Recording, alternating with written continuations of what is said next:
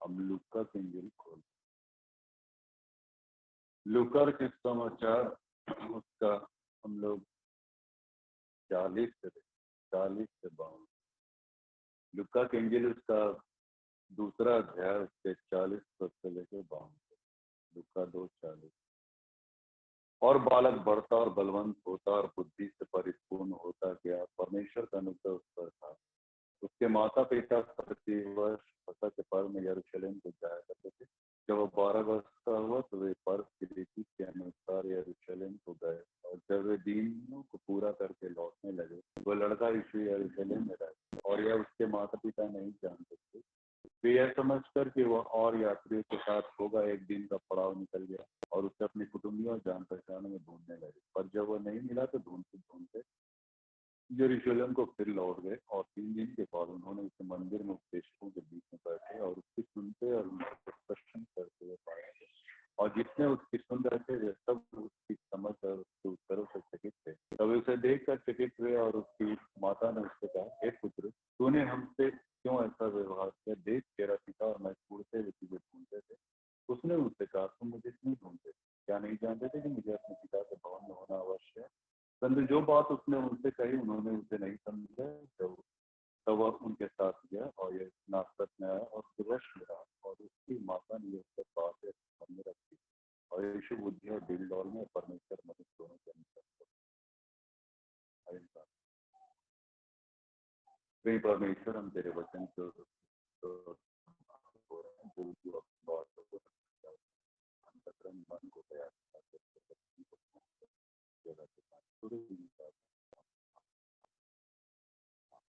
Multi का बैठ जाएंगे।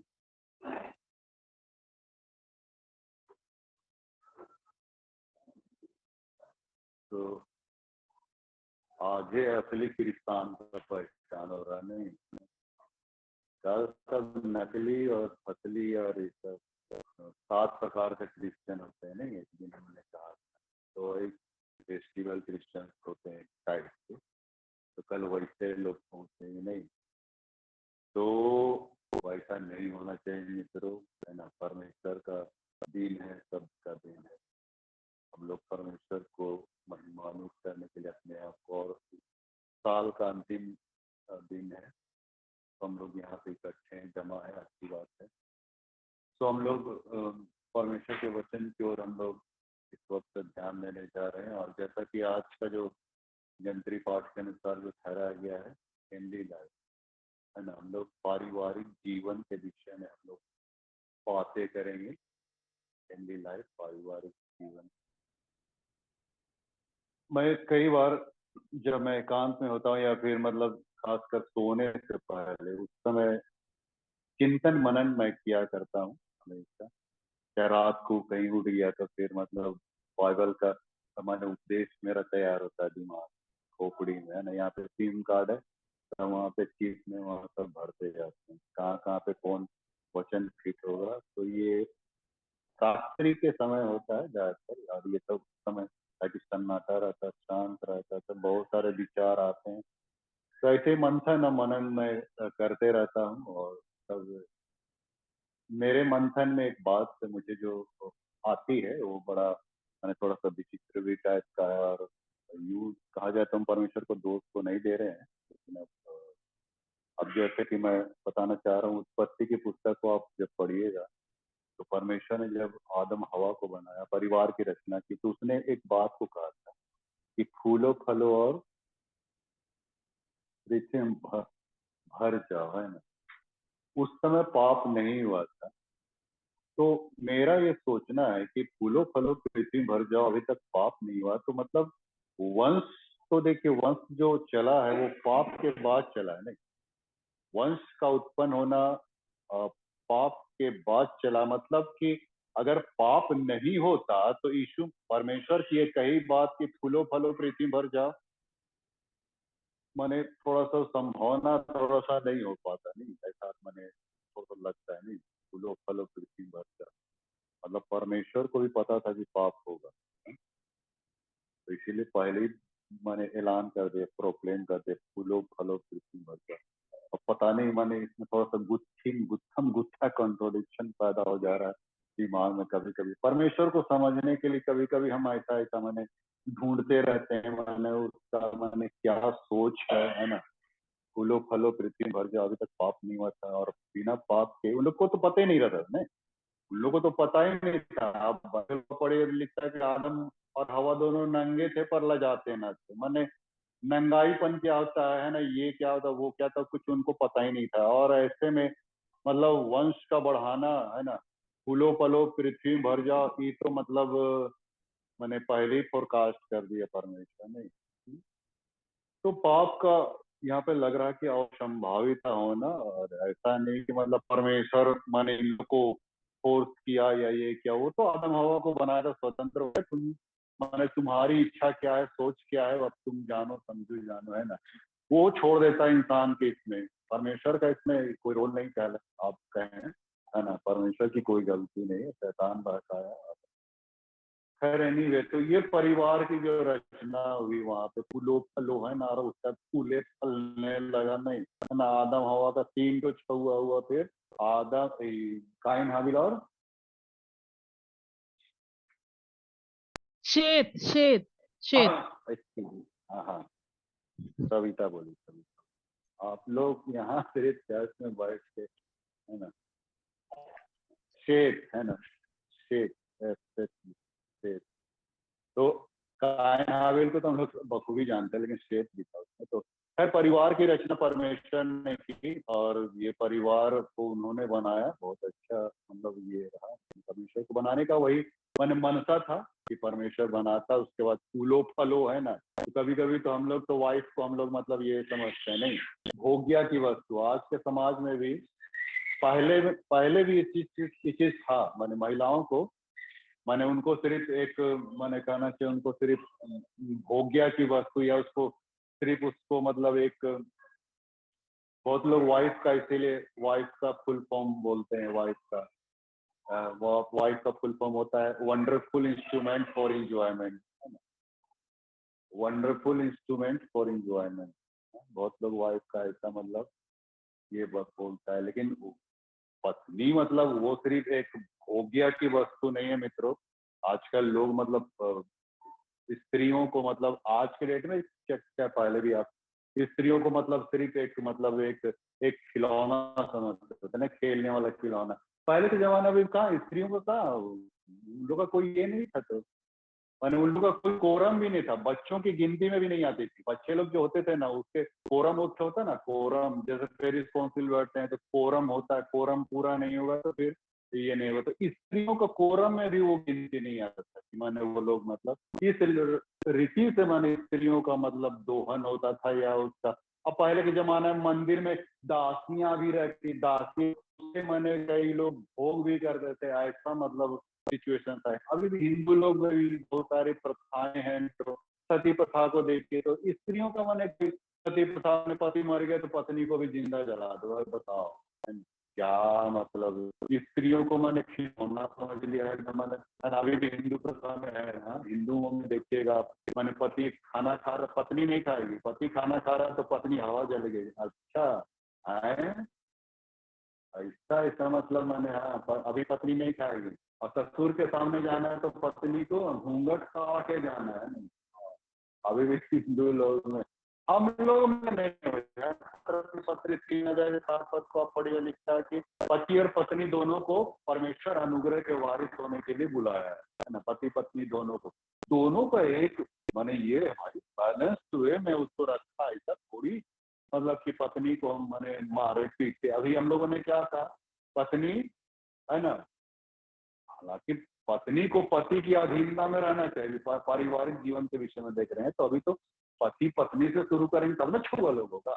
तो पति पत्नी मतलब पति पत्नी का जो समन्वय होता है, समानताएं होती है, उसको दोनों को मैंने मैचिंग करके हम लोग को चलना है ना।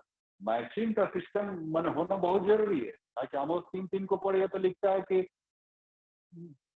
यदि दो मनुष्य सहमत ना हो तो एक संग नहीं चल पाए, मैंने दोनों मनुष्य का सहमति बहुत जरूरी है। अब पति पत्नी दोनों अलग अलग विचारधारा के आ रहे हैं, अलग अलग संस्कृति से, अलग अलग सभ्यता से, अलग अलग ये हो, तो वहां जाके फिर मिलाना बहुत जरूरी है ना भाई। अब अब नहीं मिलेगा, मैच नहीं खाएगा। मैचिंग सिस्टम सीधे ना आदम की बात करती हुआ वहाँ पे मैचिंग सिस्टम। हाँ, मैचिंग सिस्टम जो आदम पहनते हैं ना सब कोई, है ना, सादा सा दिखे में सादा सादा पहने ना, मैचिंग में पहने है ना। मैचिंग सिस्टम वहीं से चला है सृष्टि के समय से ही। नहीं, आदम हवा जब नंगा हुआ तो क्या हुआ, ऊपर नीचे हरा हरा, नहीं हरा हरा पत्ता लेके, है ना, मैचिंग सिस्टम वहीं से शुरू हुआ। ठीक, तो आदम हवा ने मैचिंग सिस्टम की स्थापना की। तो खैर एनीवे, तो मैचिंग होना माने पति पत्नी में बहुत जरूरी है। मैच नहीं खाएगा तो फिर माने आगे चलना मुश्किल हो जाएगा मित्रों, है ना, परिवार में। तो इसी को लिखा है कि मनुष्य यदि दो मनुष्य यदि परस्पर सहमत, आमोस 3:3 में, तो दो मनुष्य अगर परस्पर सहमत ना है तो एक संग नहीं चल सकेंगे। इसीलिए मित्रों, अगर एक गाड़ी में एक तो ट्रैक्टर का पहिया, एक तो स्कूटी का पहिया लगा दिया जाए तो चलेगा? नहीं चलेगा ना, नहीं चलेगा। तो ढक्सों ढक्सों चलेगा तो ऐसे हिलने से ना इधर की इधर, है ना, तो वैसा नहीं होता है मित्र। पति पत्नी का आपसी समन्वय, इसीलिए दोनों को एक सूत्र में मैंने परमेश्वर पिरोया है। ऊंचा नीचा और ये हाई लो वाले हिसाब किताब नहीं। अवश्य लिखा है कि पत्नी को पति की अधीनता में रहना चाहिए, इतना तो लिखा हुआ। तो अधीनता का मतलब गुलामी नहीं होता है। कभी कभी, है ना, हम लोग गुलामी समझ लेते हैं, पत्नियां को दे, है ना, एकदम जहाँ थोड़ा सा गलती की बस एकदम लेके पील पड़ते हैं। वैसा नहीं होता है मित्रों, है ना। पत्नी भी पति के इसमें सृजी के पति भी, पत्नी कहाँ से निकली?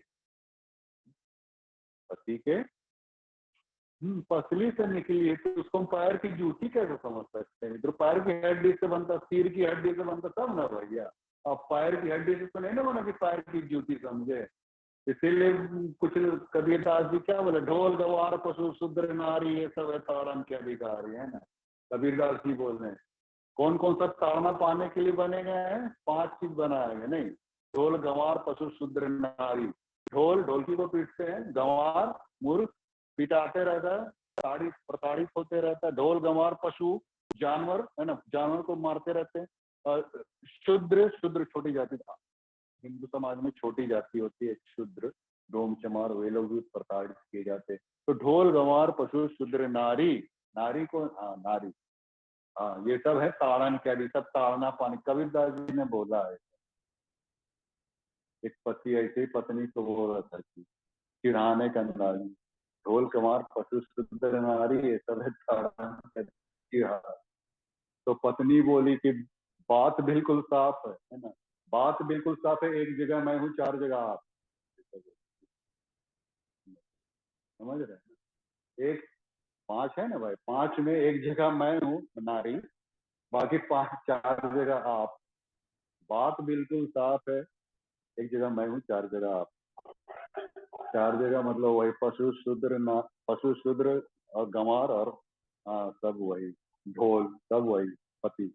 ऐसा नहीं होता है मित्रों, दोनों का एक समानता बैलेंस है एकदम। दोनों को साथ लेके हम लोग को, पति पत्नी दोनों एक साथ एक तराजू में तौले जाएंगे। वहां पे बोलता है ना कि माने प्रार्थना सुनी नहीं जाएगी। दूसरा पत्रस 3:7 में लिखता, अगर पति पत्नी के बीच में कुछ खटास है, मन मुटाव, तम चाचा हम कितना हूं प्रार्थना करें, प्रभु नहीं सुनेगा। हमारी प्रार्थना कहाँ, छत से आके टपक के फिर नीचे बाउंस हो जाएगी। वैसा नहीं, जब तक संबंधों को हम सही नहीं रखेंगे। इसलिए परमेश्वर पति पत्नी के संबंधों को, पारिवारिक जीवन को गठित करना चाहता है, क्योंकि जब तक पारिवारिक जीवन गठित नहीं होगा तब तक एक कलीसिया की गठन कैसे होता है? एक अच्छी कलीसिया कब बनती है? परिवार एक छोटा सा यूनिट है ना, यूनिट से आरंभ होता है, परिवार से आरंभ होता है, तब जाके वो कलीसिया को ये बनती है। तो लेकिन तो यहाँ पे हम लोग को बैलेंस्ड वे में, बहुत लोग माने चाहते हैं कि पति पत्नी का सिर है, बिल्कुल सही बात है, पत्नी का सिर है भाई। पति कौन है? पत्नी का सिर है। पत्नी कौन है, क्या है? पति सिर है तो पति पत्नी क्या है? हाँ? उसकी अंग है, उसके देह उसकी, है ना। कभी कभी लोग बोलते हैं पत्नी गर्दन। हाँ, देह अंग तो वही हुआ ना। माने पति अगर सिर है तो पत्नी गर्दन है, और गर्दन जिधर जिधर जाएगा पति भी उधर उधर जाएगा। नहीं, तो कभी कभी ऐसा भी, हाँ, गर्दन तो पत्नी लोग कभी कभी, है ना, लेके पूरा राशन पानी लेके चल जाते हैं। वैसा भी नहीं होना चाहिए मित्रों। पत्नी को अधीनता में रखिए, बहन ने बोला है। हम लोग उस सिस्टम को कभी गड़बड़ाए ना, बिगाड़े ना मित्रों, अदरवाइज मतलब वो गलत हो जाता है। पत्नी माने पति की वजह से मसीह कलीसिया का सिर है ना। मसीह हमारा क्या है, सबसे टॉप मोस्ट में। कलीसिया क्या है, उसके देह है, उसकी अंग है। हम लोग कलीसिया, हम लोग उस, अब कलीसिया मसीह के ऊपर चल जाए तो सिस्टम वो तो गड़बड़ा जाएगा। कभी कभी हम लोग परमेश्वर को अपने अनुकूल ठानने की कोशिश करते हैं। परमेश्वर तुम मेरे अनुकूल, मैं जैसा बोलूंगा वैसा चलना है, तुम लो। अच्छा, अरे भैया वो हेड है यार, हेड ऑफ डिपार्टमेंट, आप डिपार्टमेंट को कैसे ही बोल सकते हैं।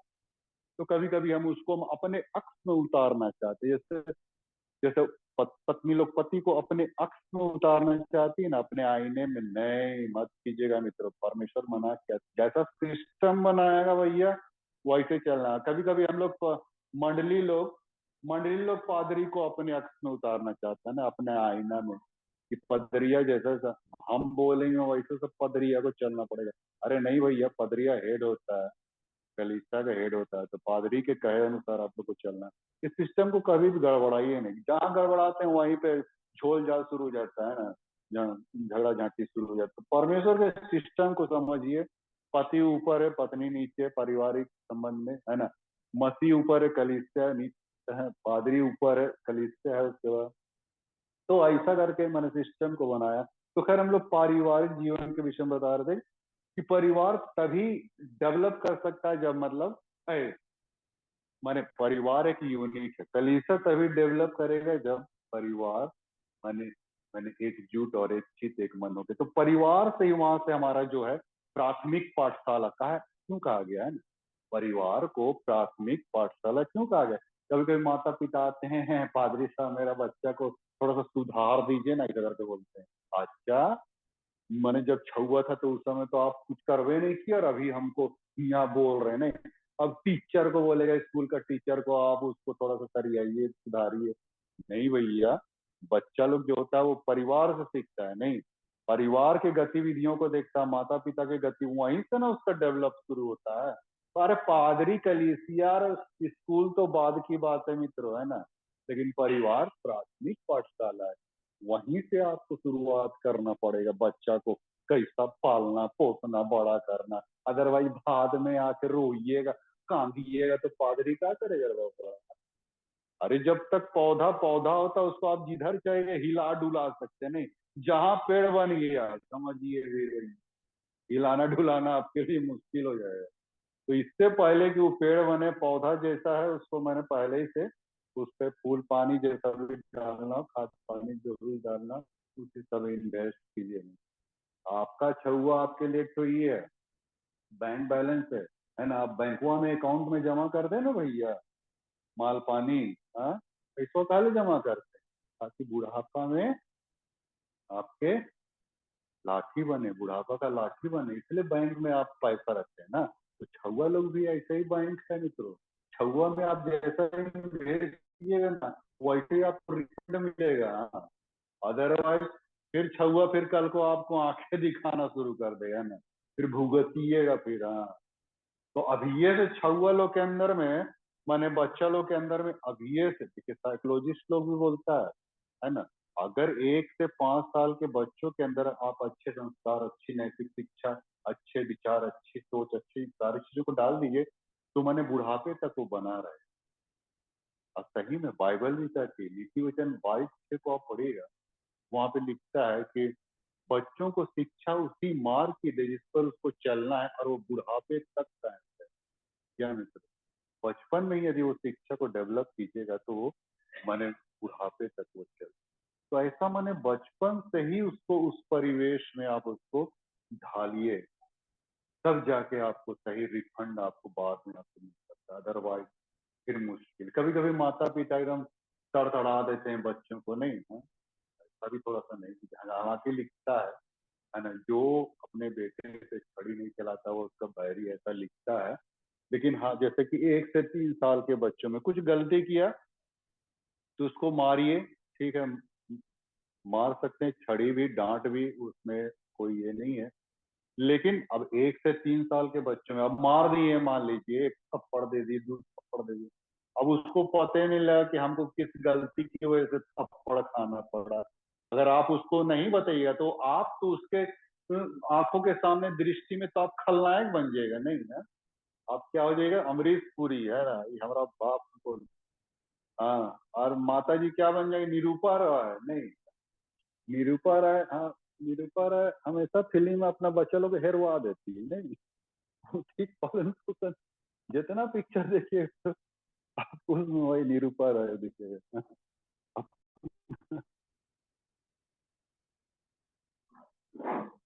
अच्छा, इसको सर्वे कीजिए।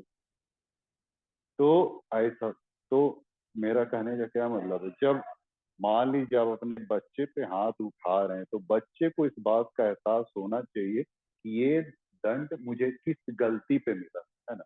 अगर उसको इस बात का अनुभव एहसास नहीं करेगा तब तो मुश्किल है ना। तो उसको एहसास कराइए, ये जो दंड मैं तुमको दिया ये तुम्हारे इस गलती की वजह से हुआ। तो फिर क्या होगा कि बच्चा लोग वो गलती को थोड़ा सा डरेगा, डरेगा ना कि गलत है। कई बच्चा लोग देखिए, लोग तो बुझाता नहीं ना है कि क्या गलत है क्या सही है, तो ये मैंने अच्छा हुआ इसीलिए यीशु मसीह के साथ भी अगर आप देखिएगा तो यीशु मसीह भी यहाँ पे हम लोग देख खत्म करेंगे। यीशु मसीह के विषय में बोलता है कि वो बुद्धि डिलडौल में परमेश्वर और मनुष्य दोनों के अनुग्रह बढ़ता चला गया, है ना? ना सिर्फ वो परमेश्वर के अनुग्रह बल्कि मनुष्यों के अनुग्रह में। मनुष्यों के अनुग्रह मतलब माता पिता पड़ोसी अड़ोसी जिसके भी इस सानिध्य में चला, अपने आप को वैसे ही वो डेवलप किया। सही में वो यीशु मसीह के विषय में 12 वर्ष की अवस्था में, अभी हम थोड़ा सा यहाँ विश्लेषण करते हैं। फसह का पर्व था। फसह का पर्व मनाने के लिए यीशु मसीह अपने माता पिता के साथ गए हुए थे 12 बरस की अवस्था में यरूशलेम में। लेकिन जब सब कुछ निपटा चुके तो माता पिता लोग लौटने लगे, लौटने एक पड़ाव निकल गया। और सोचेंगे होगा मेरा बेटा इधर ही किसी रिश्तेदार कुटुंब लोग के साथ होगा, भीड़ उस समय तो फसह का पर्व तो यहूदियों का बहुत बड़ा पर्व होता है ना, तो वहां तो लाखों की भीड़ जाती थी सब तरफ से, चारों तरफ से। तो सोचा वो होगा हमारे रिश्ते कुटुंबियों के साथ होगा, इसीलिए वो लोग चलते बने, चलते जब खोजने लगे तो मिला नहीं। तो फिर रिटर्न हुए, माता पिता रिटर्न हुए तो देख रहे हैं कि यीशु मसीह वहां पे शास्त्री फरीसी के साथ मिलके वहां पे ये कर रहा है, मैंने वहां शास्त्रार्थ कर रहा है। बताइए, छोटा सा बच्चा है ना, और उसके साथ शास्त्रार्थ कर रहा है। तो उन लोग को बड़ा ये लगा, हेजिटेशन लगा, उस यीशु मसीह को गरियाने लगा माता पिता। तो कहाँ तुमको नहीं ढूंढते ढूंढते यहाँ लेना लेना। यीशु मसीह एक बात बोला कि मुझे अपने पिता के घर में होना अवश्य है। ये कुछ तो बोला उसने, है ना?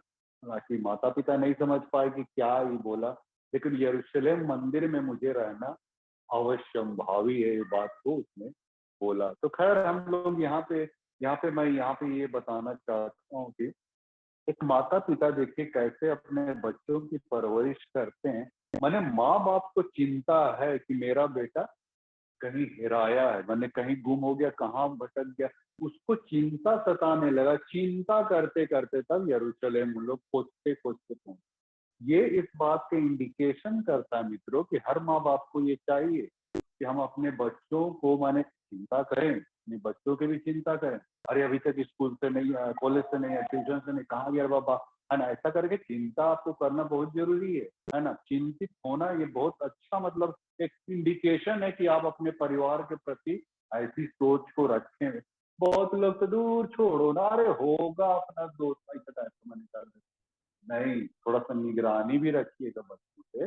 अब निगरानी रखने का मतलब ये नहीं कि आप सीसीटीवी कैमरा बन जाइए ना, दूसरी स्पाई छोड़ दीजिए पीछे, वैसा भी मत कीजिए ना। बच्चा अगर जान जाएगा तो फिर हेजिटेशन करता है, घर में चला हो जाए वैसा सीसीटीवी का। आजकल जहां भी तो सीसीटीवी कैमरा लिखा रहता है कि हाँ, क्या लिखा रहता है, हाँ, आप सीसीटीवी के निगरानी में आपको कैसा एहसास होता है, हाँ? चोर उर होने का एहसास होता है अपने आप में क्या? बड़ा अजीब वहां लिख दिया है। मैंने अपने आप में फीलिंग होता कि हम चोर हैं, हाँ? आप सीसीटीवी के निगरान, मैंने अपने आप में फीलिंग हो रहा है कि हम चोर हैं, डकैत हैं, हाँ? लूट मार हैं, पॉकेट मार हैं। आप सीसीटीवी सावधान रहिए। सीसीटीवी की निगरानी। तो खैर मेरा कहने का मतलब था, बच्चों को ऐसा सीसीटीवी निगरानी मत रखिए, है ना।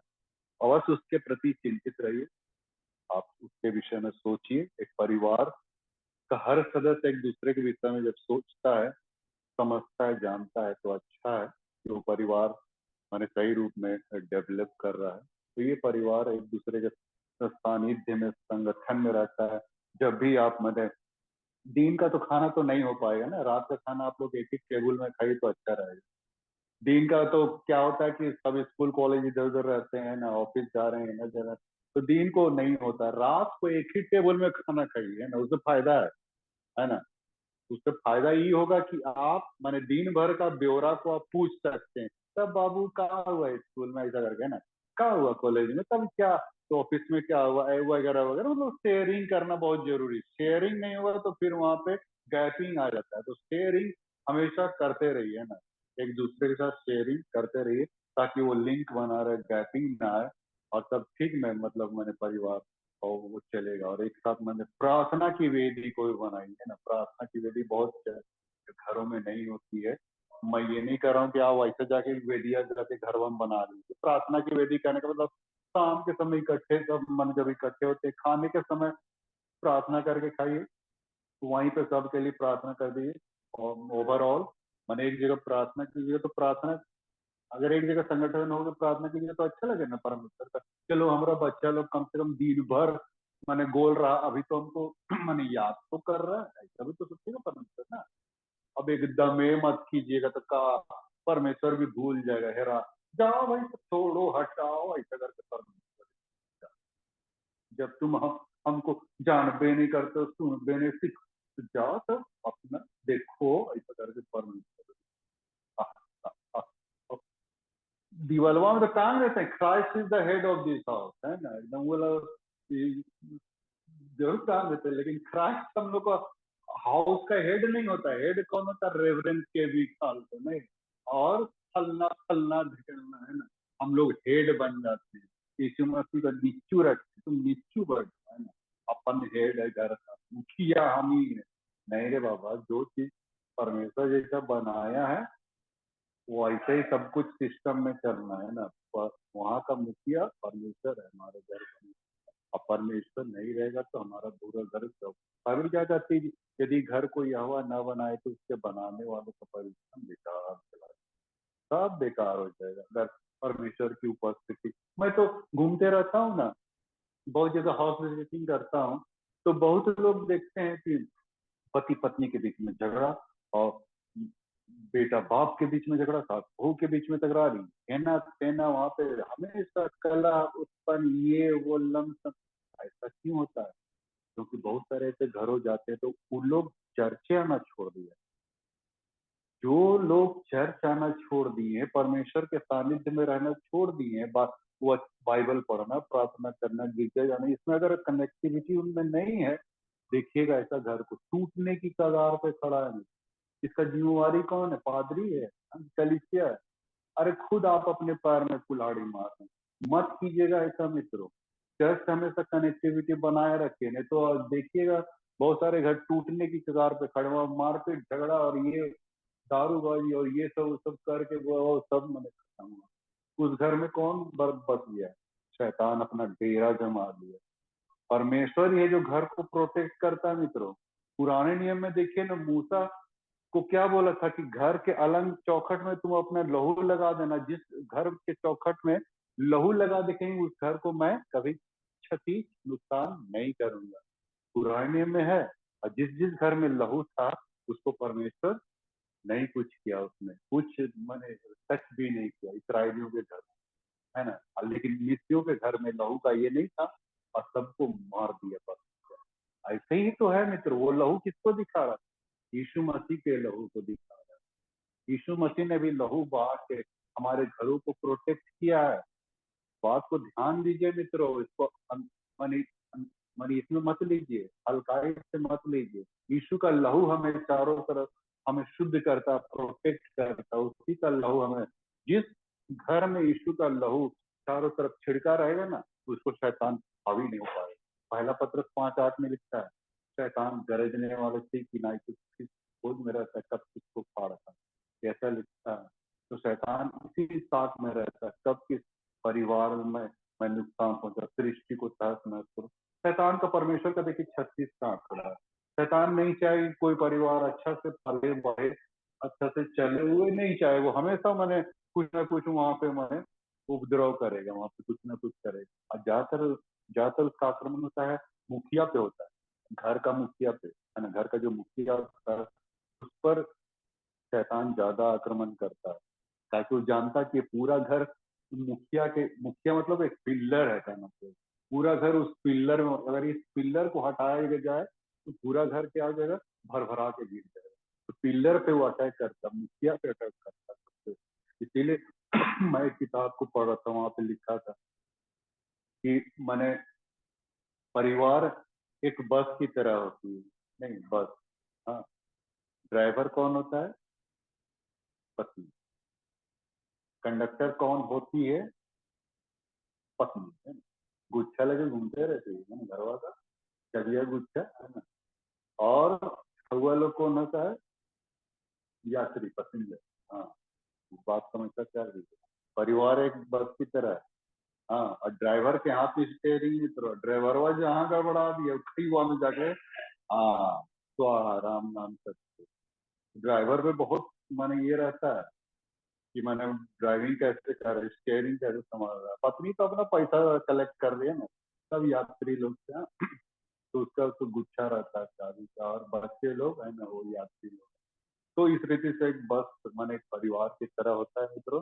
और तब उसको बहुत अच्छी रीति से हम लोग उसको चलाना है, आगे बढ़ाना है, और परमेश्वर को अपने जीवन में हमेशा स्थान दे दें मित्र। जब भी आप यात्रा निकलते हैं, परमेश्वर को याद करके निकलिए, अच्छा स्थान दे, जिससे मन में आपसे स्वीकृति रहेगा, और पूरा परिवार आपका सुरक्षित है।